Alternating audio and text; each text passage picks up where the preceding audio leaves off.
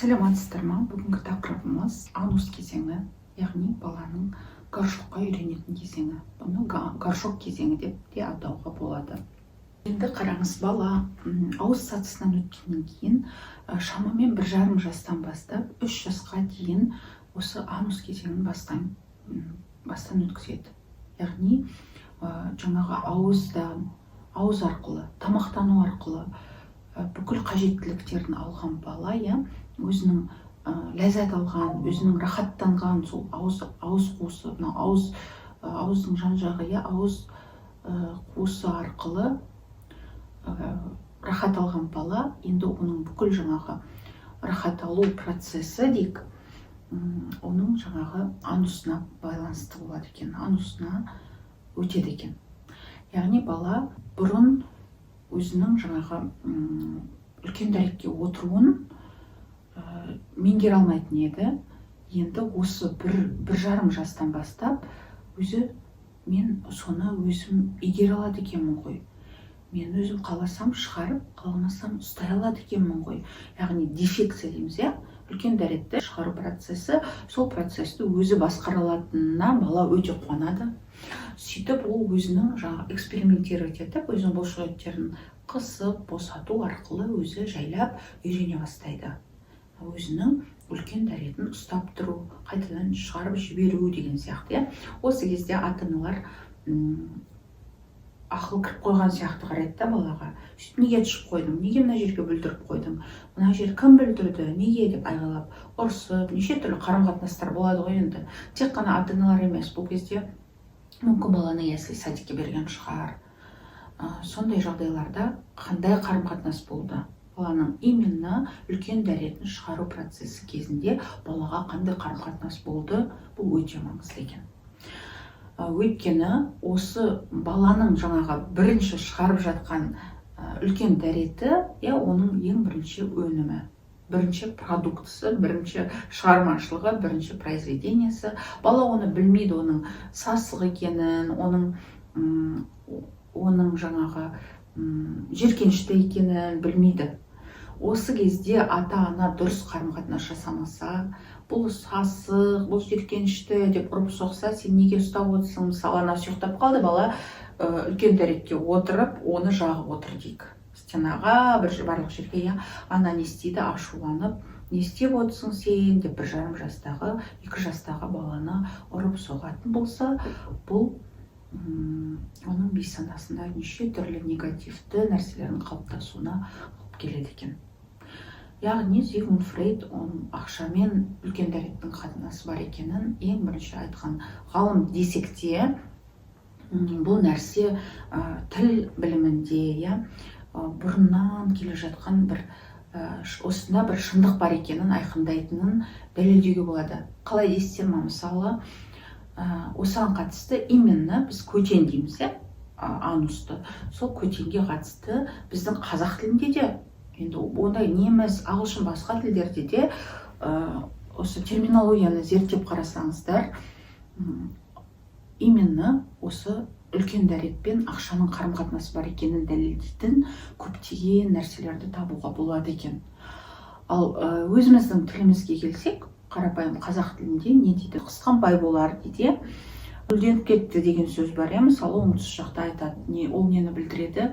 Абай атамыз айтқан ғой, еріншек бекер мал шашпақ деп. Бес дұшпанын білсеңіз дегенде, бекер мал шашуды дұшпан көріптірі. Дәл сол сияқты гүлденіп кету де шамадан тыс жаңағы ақшаны шашуда дұрыс емес екендігін міне осындай тіркестер арқылы түсіндіреді қазақ ата-бабамыз. Қайдан шықты деп ойлайсыздар мысалы? Енді ұят та болса айтайын, осындай тіркестер жоқ емес бар. Сосын бізде мысалы бесікке салады ғой баланы, сол кезде тұштыма деген дәстүр бар, именно түбектің астынан кәмбетті салады да, тұштыма түсті деп. Бұл қайдан туған деп ойлайсыздар? Осы дәстүрдің өзі түбірі қайдан шыққан деп ойлайсыздар? Бұлай қарап тұрсаңыз, біреулер түсінбеуі мүмкін, қалай ол байланысты деп. Мүмкін емес, сандырақтай береді деп ойлану мүмкін. Бірақ ізденіп келетін болсақ, расымен де баланың ең бірінші шығаратын продуктысы, ең бірінші өнімі, ең бірінші шығармашылығы оның үлкен дәреті екендігін мойындауға тура келетін сияқты. Сондықтан горшок кезеңі, егер балам табысты болса, ешқандай ақша қаржылық жағынан қиындық көрмесе, келешекте сондай бір успешный дейді ғой, үлкен жетістіктерге жететін мықты азамат болса, қыз болсын, ұл болсын, мықты бір тұлға болса деп ойласаңыздар, онда сол горшок кезеңіне жіті мән беру керек. Оның дұрыс өтуіне, баланың сол кезеңнен дұрыс өтуіне көмек жасауымыз керек.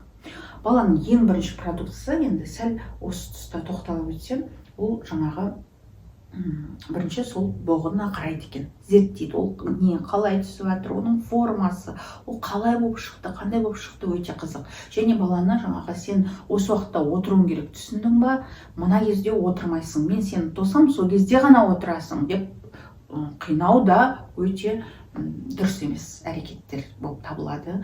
Өйткені ол бала психикасына кері әсерін тигізеді. Бала бұл кезде өзі қалаған қырсықтығы пайда болады. Қырсықтық, үнемділік, экономный адамдар бар, үнемі экономить етеді. Тіпті өзіне аяйтын адамдар бар. Қазақта шық бермес шығайбай деген сөз бар. Бұл да осы кезеңдегі қарым-қатынастың нәтижесінде туындайтын мінез құлық, әртүрлі қасиет сипаттардың әсерінен болатын нәрсе. Тиянақтылық, сараңдық, шамадан тыс адымда жомарттық, осындай нәрселердің бәрі осы мінез құлықтар, яғни баланың 1,5 жас пен 3 жас аралығында пайда болатын мінез құлықтар екен. Енді осы орайда өзімізге тоқталатын болсақ, мысалы үлкен ересек адамбыз, бірақ қаржылық қиындықтар болып жатыр дейік. Мысалы бір кісі айтады, мен үнемі қарыз бола беремін. Неге? Жауабын таба алмайды. Неге мен үнемі қарызбын? Неге мен қарыз жауабымды қайтадан аламын? Мен енді қарыз алмаймын дейді да, қайтадан қарызға кіріп кете беремін, қарызға кіріп кете беремін дейді. Неге ол қарызға кіріп кете береді? Ең бірінші себеп ол өзінің жаңағы ересек адам ретінде жауапкершілікті өз иығына алмайтындығы. Оны біреу қинап кіргізіп жатқан жоқ қой, өзі барып кіріп кете береді. Өзі барып, өз аяғымен, өз қолымен барып қарыз алып жатыр. Соны осознавать дейді ғой, саналы түрде сезіну керек. Өзінің әрекетіне жауап бере алатын ересек тұлға болып жатыр ма, бола алып жатқан жоқ па? Именно барып қарызды алып жатқан кезде.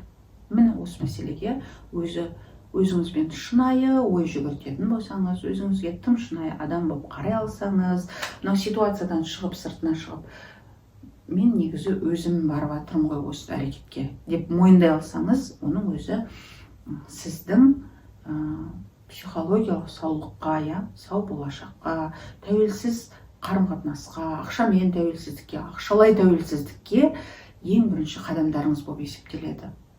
Сондықтан өзіңіз мойындауыңыз керек. Екінші мәселе, бұл кісі осы өзінің жан-жыныстық даму тарихына бір үңіліп еске түсіріп көрсе болады. Оның ең жаңағы кішкентай кезіндегі мейлі горшок кезеңі еске түспеуі мүмкін көп жағдайда. Қалай ата-анасы қалай қарады, біреулер есіне түсіріп жатады. Менің кішкентай кезімде осындай горшогым болған деген сияқты. Маған біреу ұрысқан, мен үлкен дәретке отырып қойған кезде деген сияқты. Сондай нәрселерді мынау психоаналитиктің кабинетінде еске түсіру арқылы да неше түрлі инсайттарын таба алады. Қазіргі ересек өміріндегі ақшамен қарым-қатынасының мәселелерінің барлығы сол кішкентай жаста негіз алып жатқандығын өзі сезіне алатындай инсайттар таба алады. Ал егер ол мүлдем есте жоқ болса, онда ең бірінші ақшаның ақша екендігін қашан, қай оқиғада білдіңіз? Осындай сұраққа жауап берсеңіз болады. Немесе ол бала болып, мысалы, ер адам, онда есіңізге түсірсеңіз болады, сіз сүндетке отырғызған күн есіңізде ме? Сол кезде сізге қанша ақша беріп еді? Тиындар болды ма, или қағаз ақшаларды көп жаудырған беді? Міне, осы нәрсені еске түсіріп көрсеңіз бір көмегі болады. Ақша табады, бірақ өзіне жұмсай алмайтын, өзіне аяйтын адамдар туралы айтатын болсақ, ондай адамдарда сол кішкентай кезінде ақшаға қатысты лас деген түсінік қалыптасқан болуы мүмкін. Рас, ондай нәрсе бар. Мысалы, қазақта да бар ғой, дүние боқ дейді. Ақша қолдың кірі дейді, иә. Сол ластыққа қатысты бір қандай да бір ішқатулар пайда болды. Дұрыс қарым-қатынастың болмағандығынан, иә, кішкентай кезде сөйтіп бала өзін мәжбүрледі. Үлкен дәретін ұзақ ұстап жүруге мәжбүрледі. Дәл осы жерде оның жаңағындай ақша лас деген нәрсе қалып кетті. Ол бейсаналы түрде, иә, кейін ересек өмірінде де ол өзіне емін-еркін жұмсай алмайды. Оның бір себептері сол балалық шағында жатыр деген сөз. Ата-аналар балаларын осы кезеңде күштеп қашуға отырғызғысы келеді. Бұл да дұрыс емес, өйткені баланың ең бірінші жаңағы тәуелсіздікке деген ұмтылысы осы кезде басталады. Сол моментте ата-ана мен бала арасында конфликттер пайда болады. Бала өзі қырсығады, өзім отырамын деп. Ата-ана жоқ, мен айтқан кезде отырасың деген сияқты өзінің талаптарын қояды. Мен айтқан жерге отырасың, мен көрсеткен уақытта, мен айтқан уақытта, мен көрсеткен жерге ғана отырасың деген сияқты. Бұның өзі балаңыздың кейінгі ересек өміріне кері әсер ететінін білуіңіз керек. Яғни ата-ана сол горшок кезеңінде оның жаңағы тәуелсіздікке ұмтылысын, өзі қалаған уақытта үлкен дәретке отырғысы келетінін, өзі қалағанша отырғысы келетінін қолдаса, яғни ол үлкен дәретке отырған кезде оны қолпаштап қолдаса, ондай балаларда ересек өмірінде қаржылық қиындық болмайды деп сеніммен айтуға болады. Яғни ата-ана дұрыс қарым-қатынас жасай білсе. Яғни осы кезеңде ата-анасынан қолпаштау көрген, үлкен дәретке отырған кезде үнемі қолдап отырған, дұрыс қарым-қатынас жасаған балалар ересек өмірінде сыйлық жасауға, сосын ақшамен қарым-қатынасы дұрыс және ақшаны жақсы таба алатын, дұрыс жұмсай алатын тұлға болып қалыптасады. Ал бұл кезде қолпаштау көрмеген балаларда ересек өмірінде қаржылық қиындықтар болуы әбден мүмкін. Жалпы ғалымдар нәжісті баланың ең бірінші ойыншығы деп біледі. Яғни бала оған қызығушылық танытып, әлі еңбектеп жүреді кезде өзінің шыққан нәжісіне қарап, оған бір ойыншық сияқты қарайды екен. Сосын ол әлі түсінбейді оның иісі бар екенін, ол лас нәрсе екенін. Осы кезде оның өзінің уақыты келгенде түсінуіне ата-ана көмектесу керек.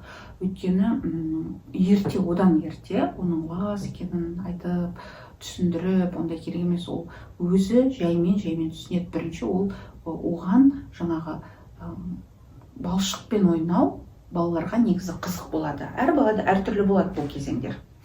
Өйткені оның құрылымы, психикасының құрылымы, өзіндік ерекшелігі, высокочувствительный деген балалар болады. Сондықтан әр балада өзінің икеміне қарай өзі түсінуіне мұрсат беру керек. Өйткені бірінші бала нәжісті ойыншық ретінде қарайды, ол әлі түк жүрамайды, еңбектеп жүреді, енді тай басқан болуы мүмкін. Сол кезде ол нәжісті ойыншық ретінде қарап, онымен ойнағысы келіп тұрады.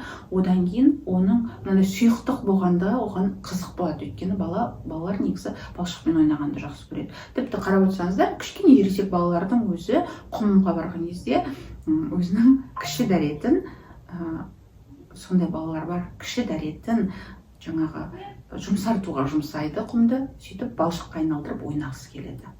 Бала оның лас екенін әлі білмейді, содан соны иісін де білмейді, бірақ кішкене иығын көтеріп тұра бастаған кезде ғана ол білуі мүмкін оның иісі бар екенін. Сөйтіп баланың бүкіл назары енді нәжістен алынып құмға ауысады.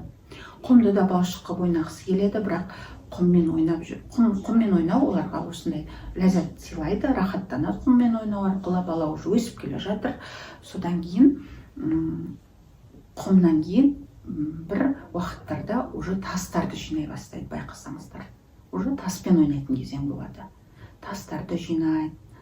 Уже бастапқы жаңағы нәжісті ойыншық ретінде қараған күй ауысып, уже өзі-ақ тазалыққа келе жатыр. Бала өзінің даму кезеңдерінен жайлап өзі өтіп келіп даланың ластығына, бірінші жаңағы үлкен дәреттің ластығына, оның ылғал иісі бар болуына өзі үйреніп, одан жиіркеніп, одан жайлап даланың ластығынан да, басында даланың ластығына да қарамай ойнап жүреді, одан кейін даланың ластығын да сезіне бастап, жайлап өзінің денесін содан алшақ ұстай бастайды.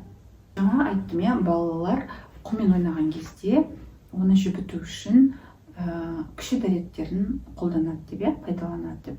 Осы кезде оларда психикасында өзінің кішкентай қалпына түскісі келетін бір күй пайда болған деген деп те есептеуге болады.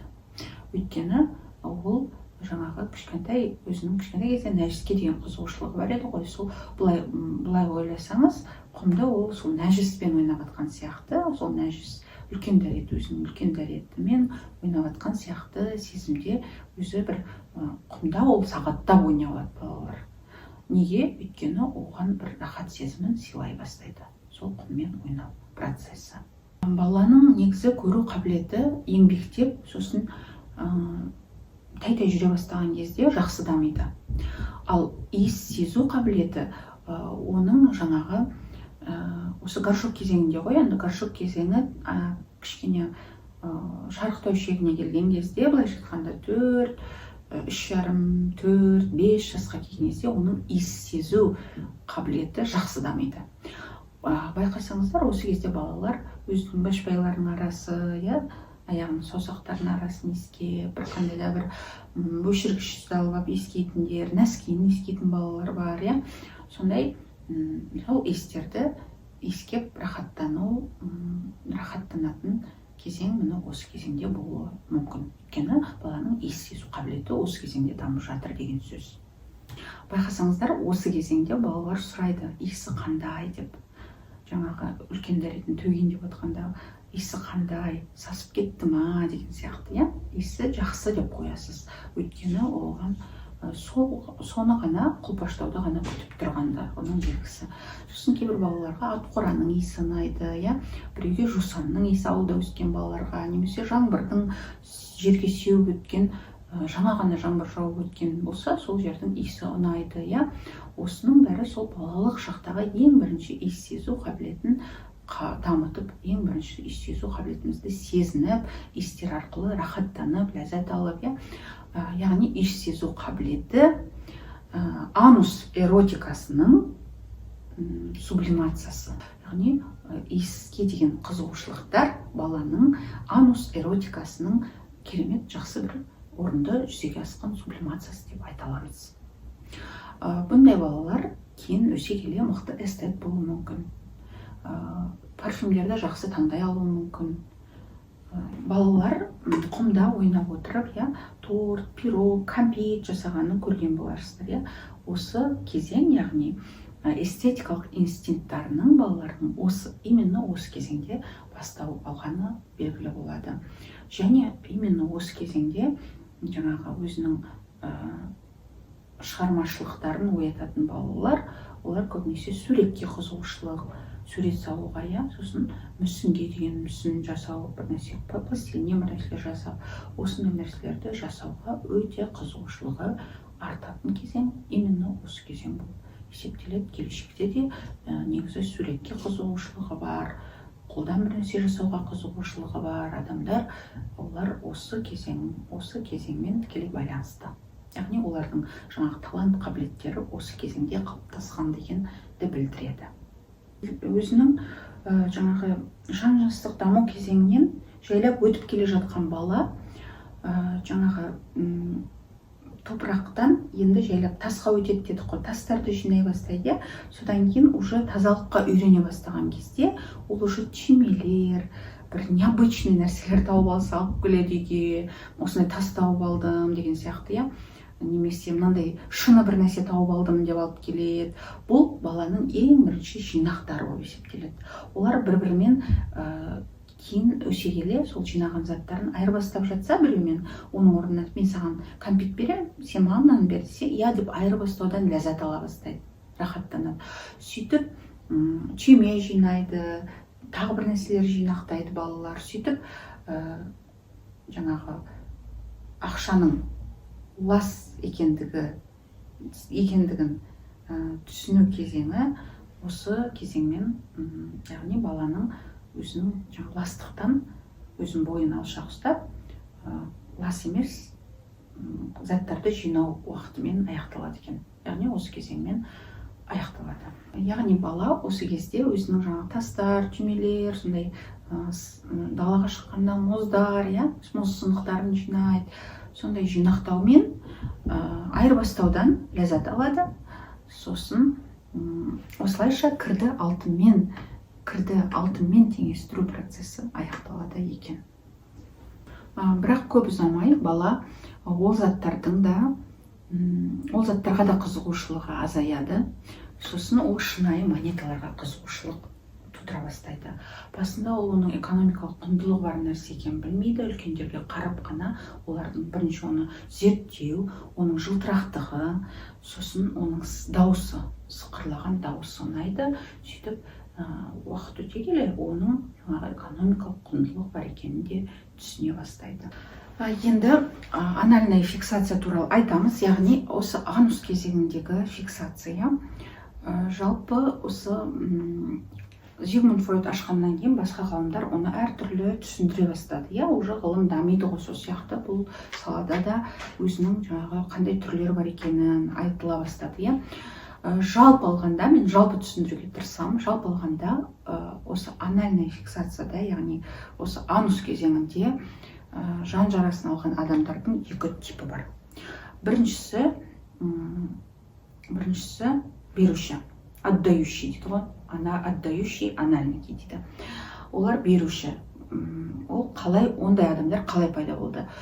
Бұл жерде ата-ана, жаңа айттым ғой, қолпаштап дегенде, сол қолпаштауды шамадан тыс асырып жіберсе, онда осындай фиксация болуы әбден мүмкін. Яғни, мысалы, бала келе жатыр, үлкен дәретін ұстап келе жатыр, айтты, ұста, қазір кіршоққа дейін ұшыда, ұста, ұстадың, молодец, сен ұстадың. Горшокқа дейін ұстап келіп отыр. И ол каждый раз ұстап келеді да, сосын уже үйренеді соған. Ұстап келіп отырған кезде оған қолпаштау, бәрі сүйіп, жақсы көріп, сен молодессің. Шыдайсың ба? Шыдап келдің, шыдадың, молодец деген сияқты. Ол уже соны ұстап келгені үшін оны сүйіп жатыр, оны жақсы көріп жатыр, мені сол миында қалыптасады. Сосын ондай адамдар ересек өмірде қандай болады? Олар өте жомарт болады. Олар бағана бір несін айтып қалдым қасиетін, бекер мал шашпақ деген нәрсе болады оларда. Олар өзінің жаңағы тапқан дүниесіне контроль жасамайтын болады көп жағдайда, есептемейді, шашып жүреді. Мысалы, табыс табады, әйел үйінде күтіп отыр, айлық алдым ба десе, алдым, бірақ мен оны бүгін бәріміз отырдық, сол жерде мен жараттым достарыма. Олар бәрін қолпаштады ғой, сыйлайды шығарған үшін. Просто так береді, ол қарыз беруге всегда дайын. Ол нені күтіп жатыр? Сол баяғы қолпаштауды бейсаналы түрде күтіп жатқан болуы әбден мүмкін. Енді бірақ ол кісіде де қиындықтар болады. Неге? Өйткені ол өзінің жаңағы дұрыс шекараларын қоймағандықтан, например, ол жұмыссыз қалса, қиындық сонда басталады, ол депрессияға түседі. Сол кезде өзінің жаңағы финансовый грамотность жоқ екендігін, қаржылай сауаттылығының жоқ екендігін түсіне бастайды. Ондай адамдармен қалай қарым-қатынас жасау керек? Ондай адамдармен, міне, сіздің досыңыз ба, танысыңыз ба, сол кезде айту керек, сен жақсы, сен төлемей-ақ қой, сен төлемесең де, мен сені жақсы көремін, жоқ болмайды, екеуміз де жеп отырмыз тамақ, мен өзімдікіне, сен өзіңдікіне төлейін деген сияқты нәрселер ғана ондай адамға әсер етуі мүмкін, көмектеседі. Жалпы ол адамдар өте табыс жақсы табады, бірақ ақшасын дұрыс жұмсай алмауы әбден мүмкін. Енді екінші түріне тоқталамыз, ол удерживающий дейді, ұстап қалушы дейміз, ұстап қалушы анальниктер деп айтайық. Аудармасын енді қазақша жаңа бір сөз енгізе алмай отырмын, сондықтан пока осылай түсінгенімізше айта берейік. бұлар қандай адамдар? Жаңағы бала келе жатыр, иә, сол кезде ол ұстай алмай қалды. Сол кезде енді көзіңізге елестетіңіз, кішкентай бала жаңағы сиып қойды немесе тышып қойды, иә. Ал әке-шешесі өте қатал адамдар дейік, немесе талапшыл адамдар дейік, ұрысты. Енді Алла сақтасын, конечно, ондайдан ұрып соқты баланы. Көрдің ба, сен мына жерді бүлдірдің. Сен горшокқа баруың керек па? Баруың керек. Сен барған жоқсың, мына жерде бүлдіріп қойдың. Ал енді оны кім жинайды деген сияқты, иә. Қаталдық танытты. Бір емес, бірнеше рет. Енді ондай қасиет болғаннан кейін, адамда ондай мінез болғаннан кейін, оны постоянно жасайды ғой. Содан балада не қалыптасты?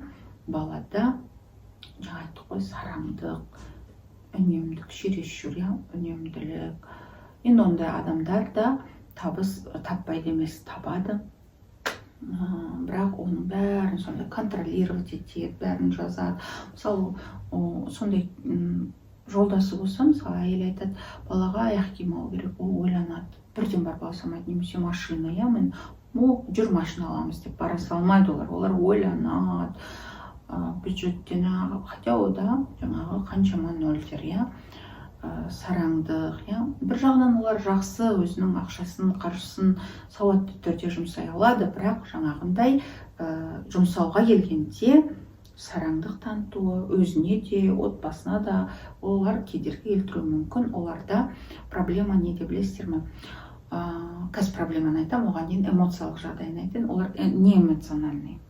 Мысалы, жаңағы жағдайда отдающийларда, иә, берушілерге біз сен бермей-ақ қойсаң да біз сені жақсы көреміз, сен ақ көңіл екеніңді білеміз деген сияқты эмоциялармен олар соны білдіруге, айтпасаң да білдіру керек қарым-қатынаста. Ал мына жағдайда олар эмоцияға да өте сараң болады. Сондықтан олар, мысалы, даже психологқа келуі мүмкін. Ер кісі, мен білмеймін неге әйелім кетіп қалды дейді. Әйелім ажырасам деп жатыр, мен білмеймін деуі мүмкін. Не себеп екенін мен білмеймін. Бізде бәрі жақсы, мен жұмыс істеймін, табыс табам, ақша үйге әкелем, балалардың киімінің бәрі бар, мен білмеймін неге кетіп қалғанын деуі мүмкін. Олар эмоцияға өте сараң болады, өйткені өзінде жоқ қой енді. Бере алмайды, сондықтан ондай адамдар бәрін есептейді, мықты болады математикалық жағынан, иә. Ондай адамдарда, мысалы, қандай да бір қиындық болса, например, оған просто айту керек. Сенде болды ғой бұған дейін, бұл жолда шығасың. Еш уайымдама, бәрі жақсы болады деген поддержка ғана керек, болды. Ары қарай ол тағы да ары қарай шығып кетеді. Конечно, бұл жаңағы нәрселер, сараңдығы, үнемшілдігі, пунктуальны, олар өте пунктуальны болады. Тағы олар туралы не айтуға болады? Олардың психосоматикасы туралы, оларда психосоматика болады. Олар уақытылы дәрігерге қаралайды, дәрігердің айтқан уақытылы бәрін істеу мүмкін, бірақ оларда психосоматика болады. Неге? Өйткені жаңағы жүректері ауырады, бір денсаулығында қандай да бір психосоматикалық аурулары болады. Өйткені олар эмоцияларын шығарамағандығының салдарынан осындай нәрсеге жетеді. Енді олар дұрыстала ма дегенде, оны осознавать етсе өзі, иә деп осыны тыңдап отырып, мен осындайым бар менде, мен осыған жаңағы фиксациям бар екен деп түсінген болса, олар бәрі дұрысталады негізі, бәрі.